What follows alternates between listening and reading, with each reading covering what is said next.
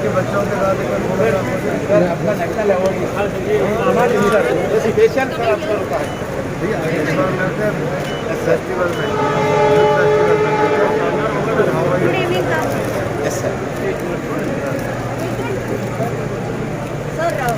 Sir 52nd IFFI अपने आप में बहुत कुछ नया लेकर आया और कोविड-19 पेंडेमिक के चलते जो चुनौतियां थी उसके रहते हुए भी सब प्रयास किए गए ताकि देश और दुनिया की बड़ी बड़ी फिल्म्स को भी यहाँ पर लाया जाए, OTT प्लेटफॉर्म्स को भी लाया जाए और यहाँ तक कि इस बार के Indian film personality of the year Hema Malini ji और प्रसून जोशी जी ये दोनों भी यहाँ पर आएंगे। और इसके अलावा जो सत्यजीत रे इंटरनेशनल फिल्म पर्सनैलिटी है उसको कहें कि लाइफ टाइम अचीवमेंट अवार्ड की जब हम बात करते हैं तो American film maker Martin Scorsese को और जो हमारे हंगेरियन फिल्म मेकर हैं स्टीवन सुजावो को इनको भी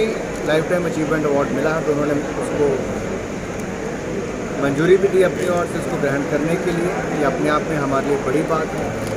और ये पहली बार हो रहा है कि ब्रिक्स फिल्म फेस्टिवल भी IFFI के साथ साथ होगा